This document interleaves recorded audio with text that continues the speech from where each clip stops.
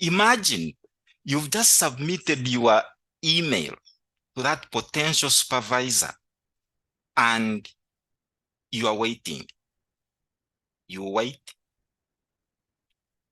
Hours turn into days, days into weeks.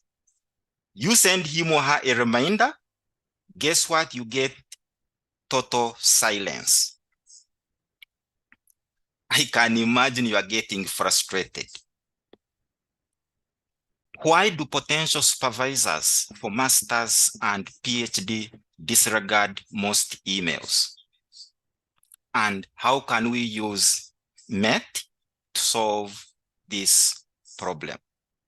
These are the areas that Dan really helped me to improve, that have helped me to get to one of the prestigious universities in the world, which is University of Cambridge. Approaching supervisors.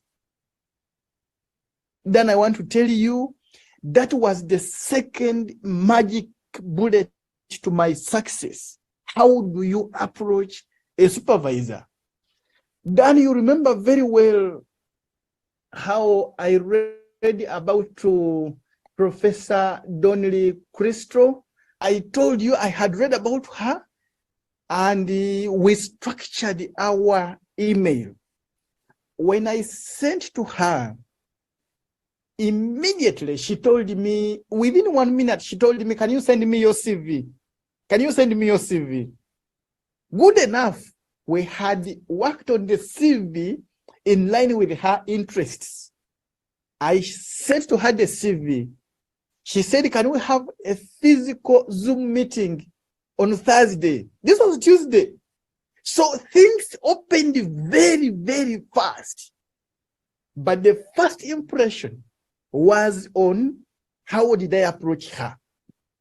Then I want to tell you that even up to today, we are still collaborating with Professor Donnelly Crystal from University of Oxford. Wow.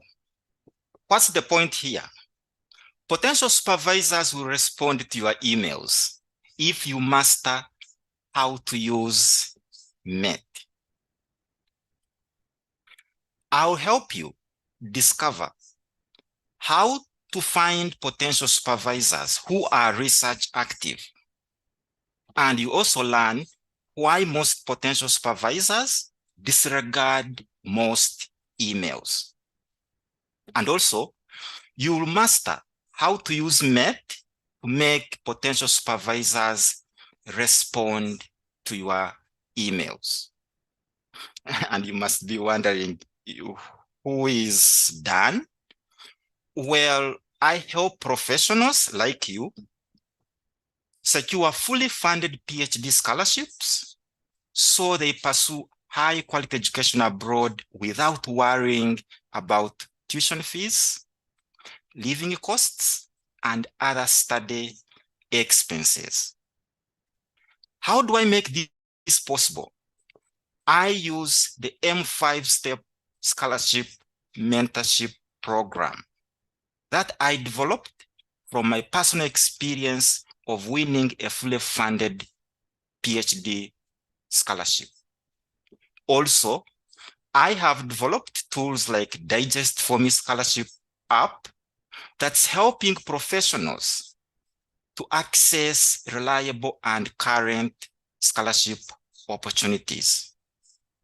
And I'm also the designer of this great course, How to Design an Outstanding CV Using the Movie Trailer Technique. And in terms of my education, I hold a PhD in tourism management from the Hong Kong Polytechnic University, a master's in heritage and cultural management from Witwatersrand in South Africa, and a first degree in tourism from Makerere University in Uganda. If you just joined us, we are tackling a very important topic. Why do potential supervisors for masters and PhD disregard most emails? And how to use MET to solve this problem. First things first, why do you need to find and contact potential supervisors. There are two scenarios. Scenario one, you'll get a scholarship that you'll be required to first get a potential supervisor before you can start applying. That means there is money. If that professor says yes, guess what? You are in. Funding is there, but they want you to get a supervisor first. Second, you want to find out if these potential supervisors or their universities have scholarships. So these are the two scenarios that will require you to find and contact potential supervisors. It's a big thing for masters and PhD, but most importantly for PhD prospective students. Now, when you're finding potential supervisors, there are certain things you need to consider. How does that study program you want to go and study rank across the world? You want a program that ranks well around the world. Also, you need to find potential supervisors who are research active. They are conducting impactful research. You don't want to go to somebody who stopped publishing 10 years ago. You want somebody who is research active. Also, make sure that your research interests and his or hers align very well. The university ranking and reputation really matters. You don't want to go to any university because they're giving you a scholarship. No, what's the ranking of this university? What's the reputation? Do they have the teaching and research facilities that I need to conduct research, to be able to study my master's or PhD? These are 4 things that are very important that you need to consider when you start finding your potential supervisors. Here are some tools that can help you to explore study programs and how they are ranked, but also how universities are ranked. Now, for today's session, we'll focus on Shanghai ranking. Remember, we are looking for potential supervisors so that we can contact them and ask them if they can supervise us or if the universities have funding or scholarships. So other tools, you can explore them on your free time, but let us look at Shanghai ranking. Just click on it or go to shanghairanking.com. It will bring something like this, beautiful. And I want you to click on rankings, specifically global ranking of academic subjects. Take your time and relax. So you'll get something like this, which is quite interesting and impressive. So it's giving you different subjects, or call them courses, or call them programs. Okay, and you're going to find out how they are ranked around the world per university. For example, if you're interested in hospitality and tourism management, you would click here, and guess what?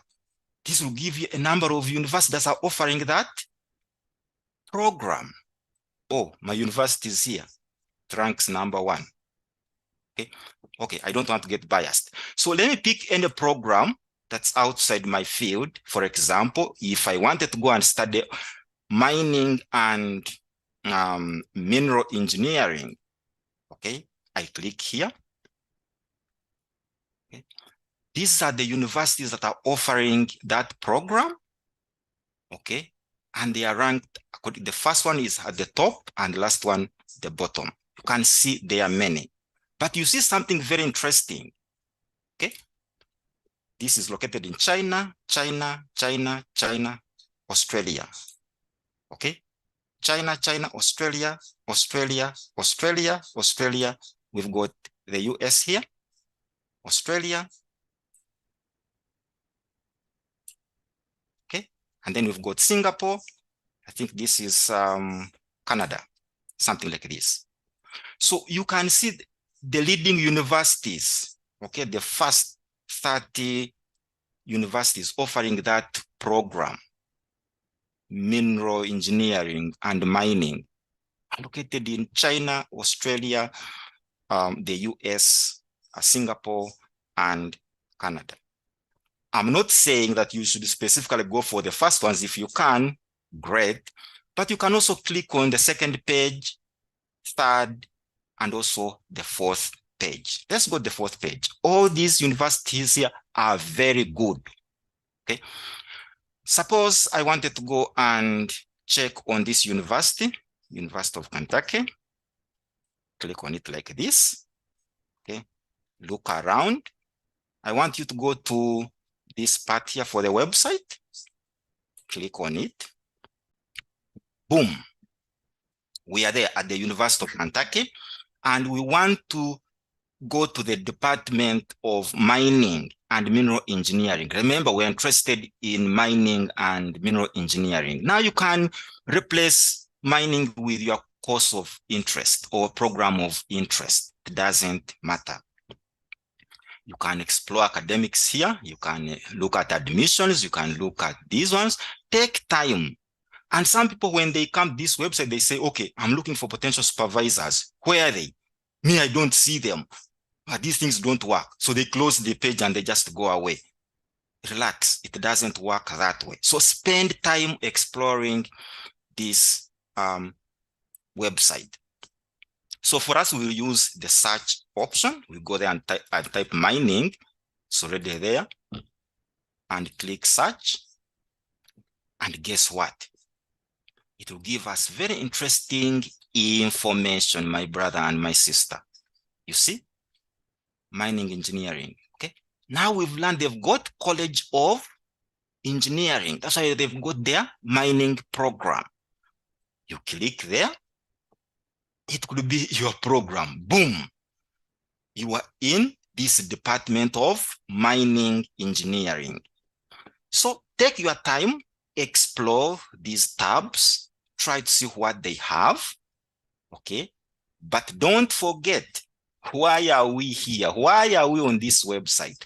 We want to find potential supervisors who are in our field. And in this case, I'm using mining and mineral engineering. So you can go to research and read, but let's click on people. Other universities, they'll say professors, not people, maybe faculty or our experts. So they use different terminologies. So when we click there, guess what? It takes us to professors in that field of viewers that you're interested in. Wow. This is beautiful. You see? Okay, let's click on this guy. Zach. Very, very interesting. Okay. So this takes us to his page. We can learn about his appointments. We can look at his education background. Okay, he has a PhD, MSc. Okay. But what we're interested in is this part, research interests. For example, if I'm interested in rock mechanics, then basically I've found a potential supervisor. Okay. But that's not all. Stay on the page. Don't panic. Relax. Okay. So what you're going to do is, you can see even his email is here and the telephone number. Wow. This information is valuable. We want to contact this person. We will contact this professor later on. But we want to gather enough information so that we can be able to write a targeted email. Oh, he has got website here. Okay, click there. Don't panic, relax, explore. You want to understand this professor in detail. Okay, we can look at teaching, look at the research, you can go there. Okay, these are the research projects he has done. That's good. Look at publications, look at awards he has won. Oh, this is quite interesting. Eh? Even this year, he has this. Oh, this is for next year. Wow, this is impressive. Okay. Look at software. Oh, this professor is very good at developing software. You see, all these are his software. He has developed them. Oh, there is also this.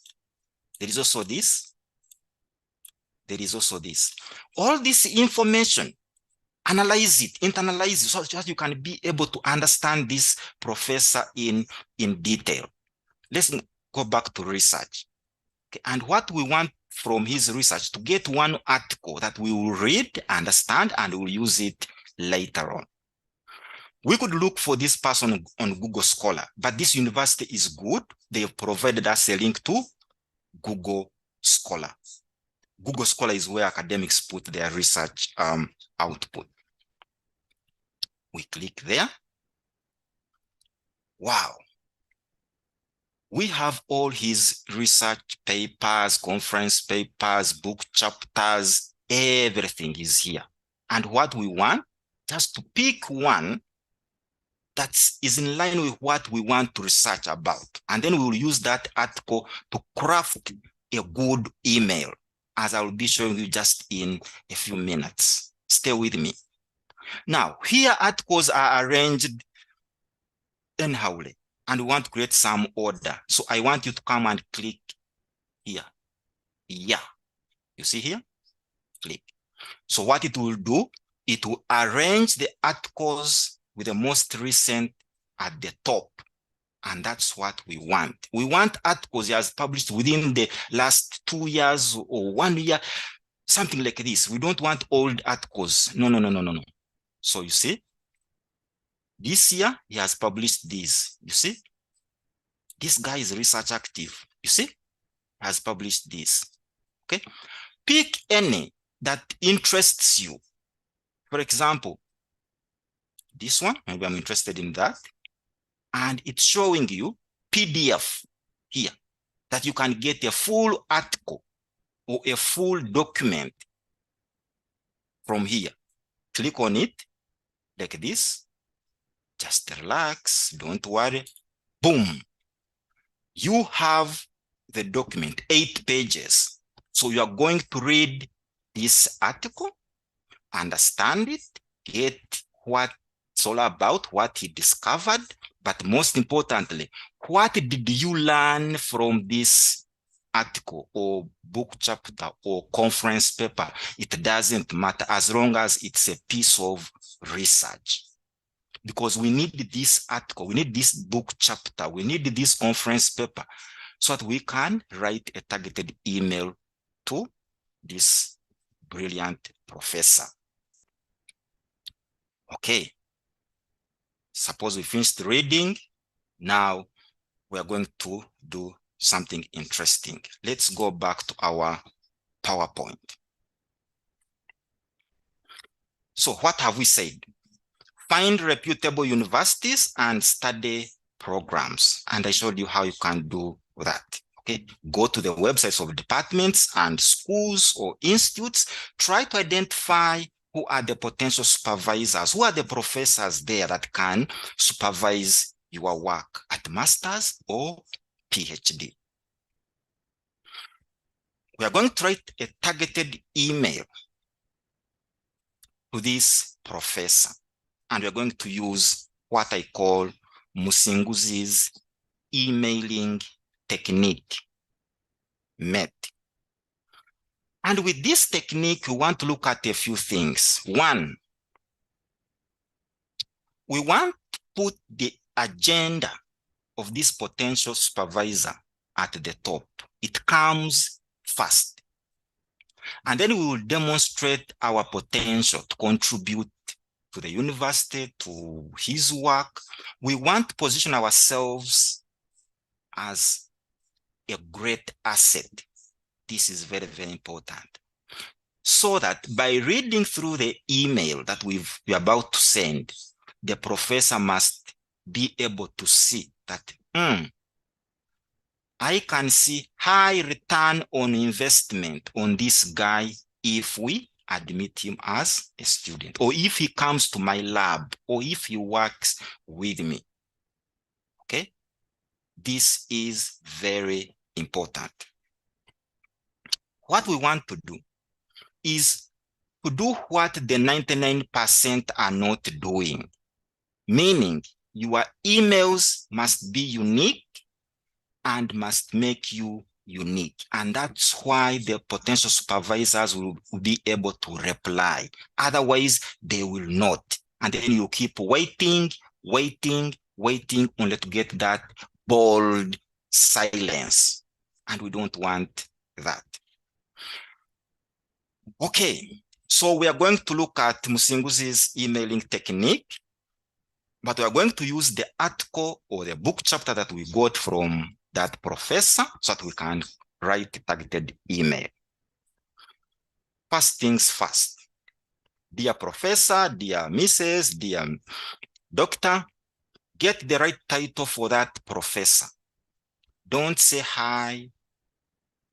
Don't say hello there. I know these, we can use them in WhatsApp, but not on formal communication. Getting the right title is very, very important. Some professors have spent years getting these titles. So if he's a professor and you call him Mr., some of them can get pissed off. Don't do that. If you find that you cannot be able to find their titles, call them by their first name, Dear Dan, and they will be happy. You remember the article we got from Google Scholar about that professor? Now, here, that's why it becomes very handy. We start our email by saying, of course, you can use your own words. I enjoyed reading your excellent article about, insert the title of the article. Where you discovered, put there the one major discovery, okay, full stop. I learned, insert one major lesson or insight you got from the article. This is very important. You can see the agenda is at the top. It's not about you. So the second paragraph would be, I would like to join, insert the name of the university as a master's or PhD student and work under your supervision. I'm ready to contribute to your research agenda. You're not just wanting to go and study, but you want to help this professor really advance his research agenda. So you are ready to make a contribution. Do you see how you are positioning yourself as a great asset? You're not a beggar, huh? You are an asset. You have something to contribute. You are a collaborator. You are a contributor. Another paragraph. You say a one-page research proposal to develop a new, it could be a new framework, a new methodology, or a new model, or a new technique, whatever you like. For what? What's this new framework for? Insert the impact of this framework, something you are proposing to develop. You say, is ready to be shared with you. I'm also open to other research ideas, topics, based on your extensive experience. Now, let us go back and try to analyze a few things here. Why are you saying a one-page research proposal? It's very important that you are contacting this person for the first time. Don't bog him down with pages and pages of your research proposal where some things can be upside down. At least reduce it to one page so that they know they can quickly read it. But also, This is not an ordinary proposal. It's a unique proposal that's going to develop something new, a framework or a methodology, a model, blah, blah, blah. And then you're not stuck to your own ideas. You know, some people can be stuck on their own ideas. They can research ideas. They cannot change. But you are saying, I'm humble. I'm willing to learn. I'm open to other research ideas or topics. Professors are looking for prospective students who are open to other ideas. Maybe what you're proposing to research about has already been researched and there is no new thing. Another paragraph. I'll be happy to share with you my one-page research proposal and one-page CV. Don't send potential supervisors documents after documents when they have not requested them. One time I made a simple request. I said, okay, you want me to mentor you? Okay, send me the motivation letter and your CV.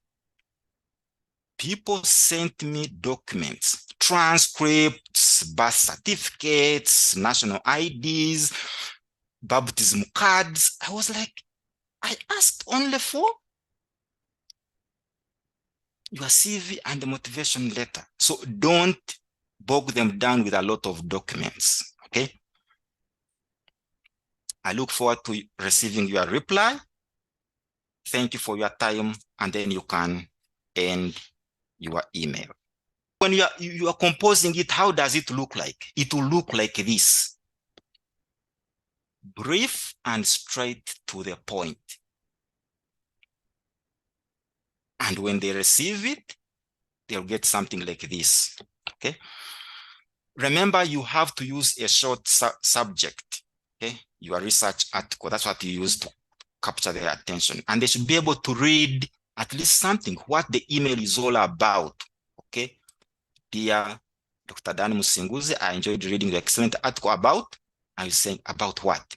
This will create some sort of suspense and they will want to open. And when they open, they find this, boom. You are telling them this. Those ones highlighted in colors, I've just used a few funny examples, but take a few minutes and read through, you see what I mean. Basically, the entire email will just fit on one page. There is no need to scroll. Sometimes people send long emails. You scroll and start dozing. That email, the potential supervisor is not going to reply. Trust me. But something short like this that he can scan, they will be able to reply. Remember, his agenda is first. You've indicated how you want to contribute to their research, to their blah, blah, blah, blah. So they are viewing you as an asset. And what you need to remember is this, okay? The subject of your email must be very short and don't use capital letters, all caps. These days, people are using all caps. I don't know who is training people really to use all caps in communication. So keep it simple. It should create suspense. Somebody must say, oh, what's here? And most importantly, the subject must communicate your potential supervisor's agenda. And that's why you can have like email subject like your research article, your excellent article, your research, so that they open. It's about them. When they open, boom, you hook them in, you first praise them, you first tell them the lessons you learned, and then you go into your agenda of wanting to be supervised or getting scholarships. So, have I answered the question? Why do potential supervisors for masters and PhD disregard most emails? Have I answered this question really? Yes, I have. Mr. Wilson Walekwa, are you there? Could you please unmute some participants? We need around 3 participants to share with us. Why do they think potential supervisors for masters and PhD disregard most emails? The answers were in my presentation. Yeah, so anyone can just raise up their hand, and then I will allow them, I will give them a chance to unmute. And by the way, you can also put your answers in the chat. So there are some responses in the chat. Number one is Doreen says, when we don't capture their attention in the first paragraph, not sure if we are a contribution and not a burden. Jessica says, just realized that my emails have been long and all about my interests. This presentation was so rich. Thank you so much. Betty says, writing long emails. Yes, fantastic. Those are beautiful answers. Let's get more. Let's get more. Sam says, thank you very much for such a wonderful presentation insight. The question I was to ask have been covered in the presentation. I am not left out, though still yet attaining my undergraduate. When he says this has taken me back to the CV issue. Abel, I know when you contacted me, you were saying you had tried to contact their supervisors. They were not responding. Many. So what do you think is going on? So could you please also share from your experience? And thank you for playing the earlier video, and thanks for being a good record keeper. My experience was before, number one, I did not have time to read on them in details, to read about their research interests, to read about the running projects they are running, that they are currently running with. I did not have time to read about their recent publications, or to understand their research agenda and the recent work they have worked on. I did not even know the university rankings, and so I did not even know which universities to target, which universities not to target.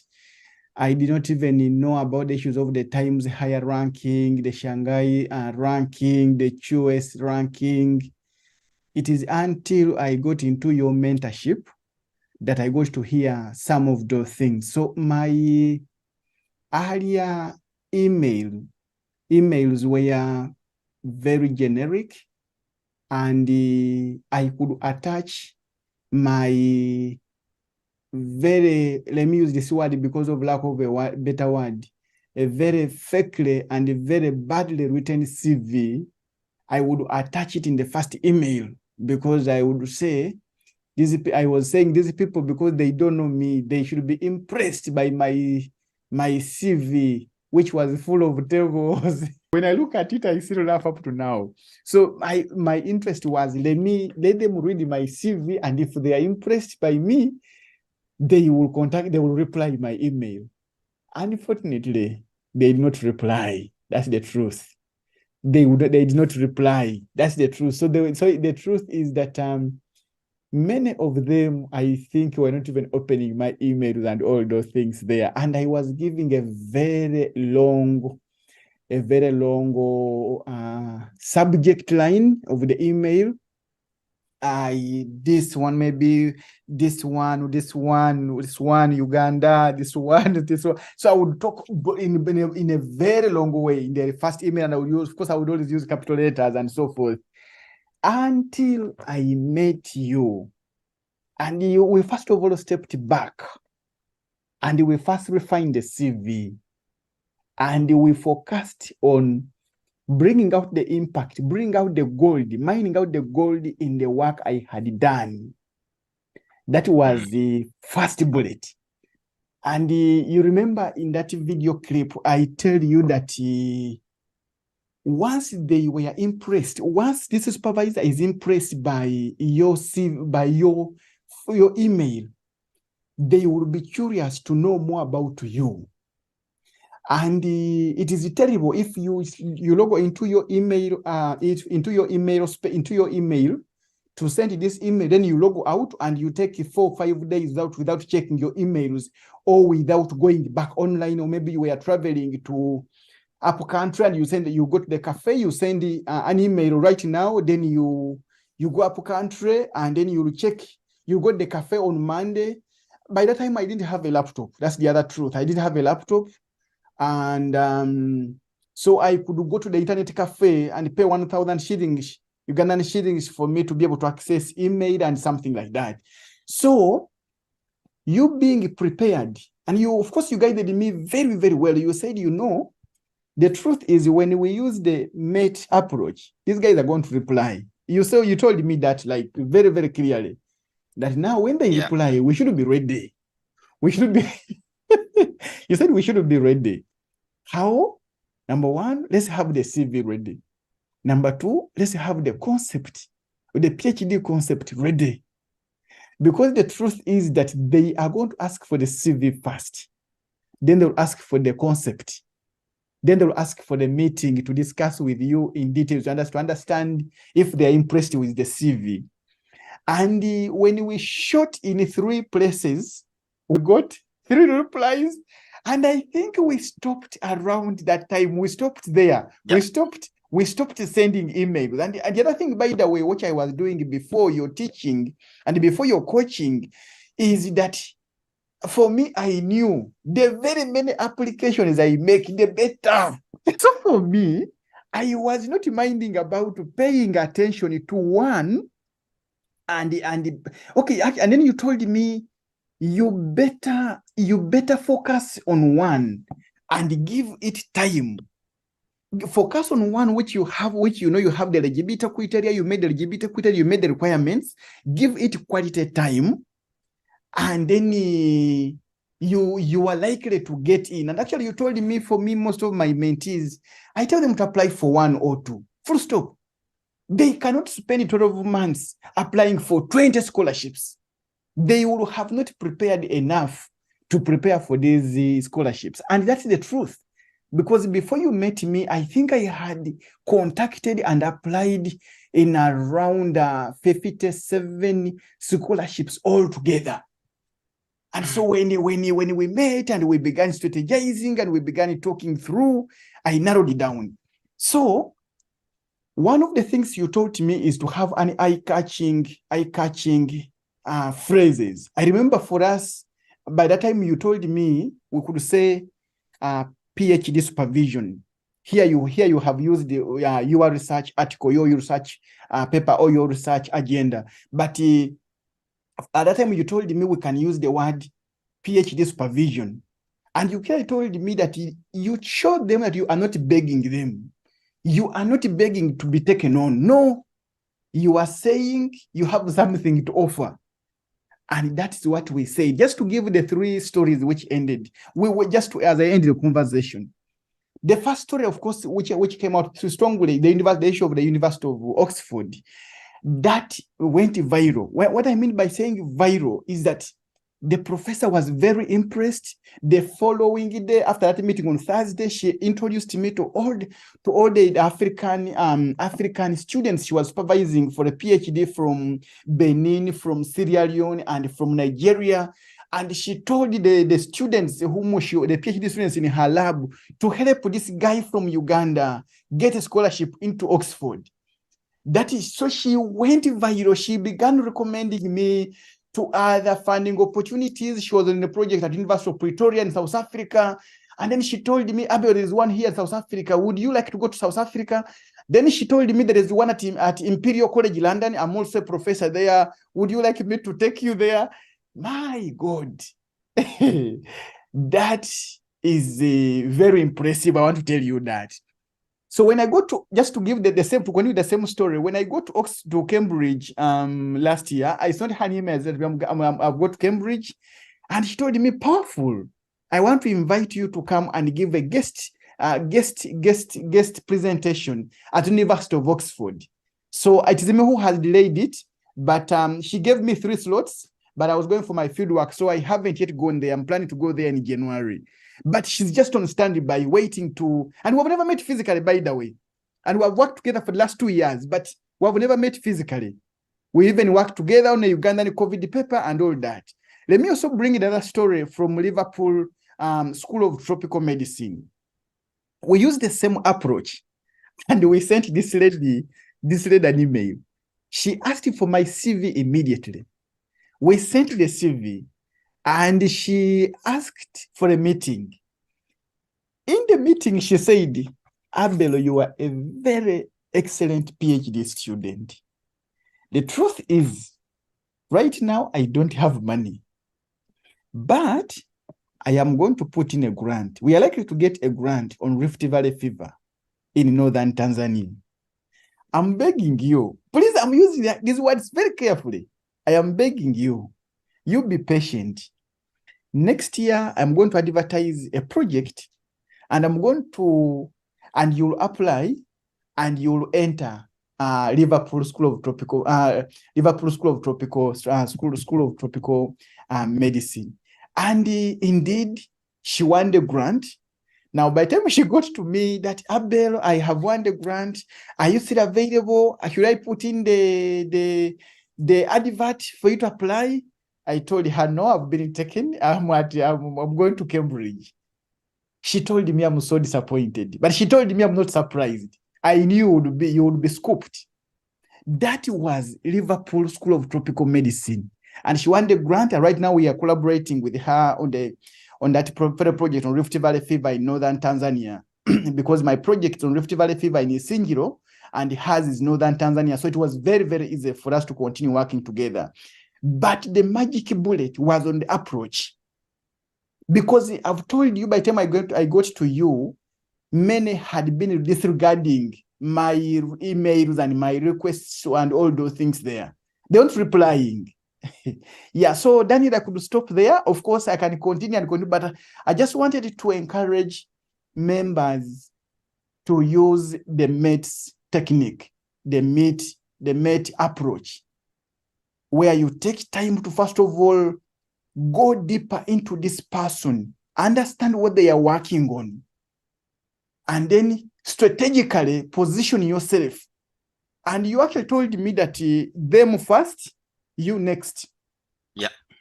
Them first, you next. Now, I didn't know that. And by the way, Dan, I should tell you that right now, I am struggling with that among the mentees I'm coaching. Because for them, even when I tell them that, you know what, let's first of all digest the program's outcome, the master's outcome, the PhD outcome they plan to achieve from their students. Let's go through it. Let's first understand it.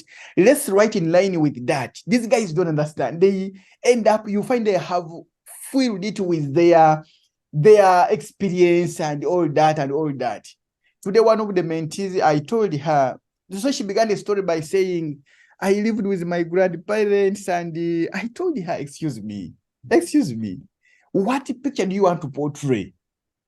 She said, I want to portray that I am a very good candidate. I am worth admitting for masters. Say, well, then why are you beginning with a sad story?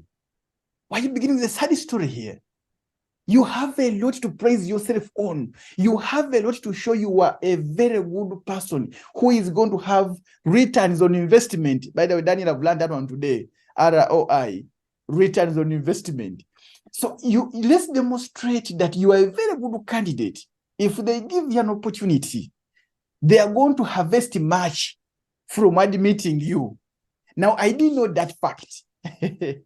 So Dan, over to you, and thank you so much for opening my eyes. And we are continuously now working together to support other people. Let us recap.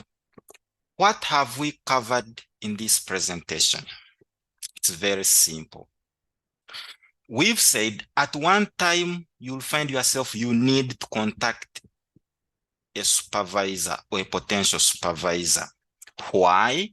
Sometimes it's a requirement for that scholarship you're applying to. You cannot submit your application without having a potential supervisor.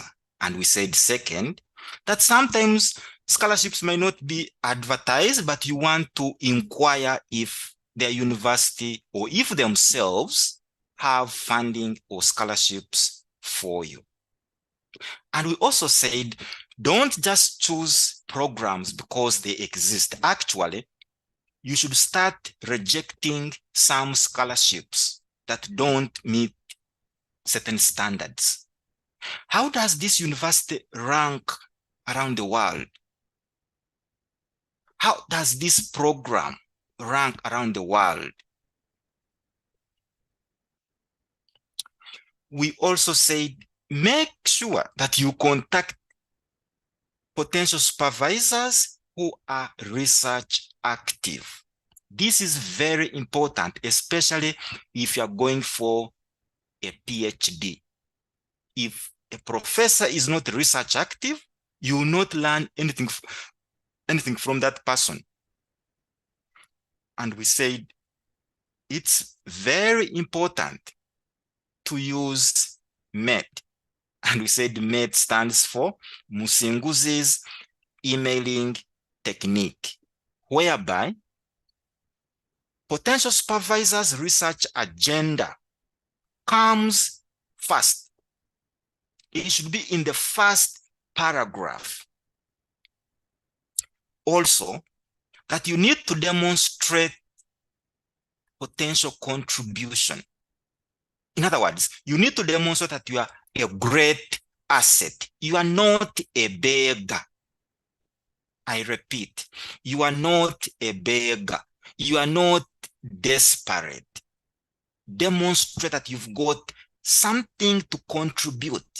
You remember that one-page research proposal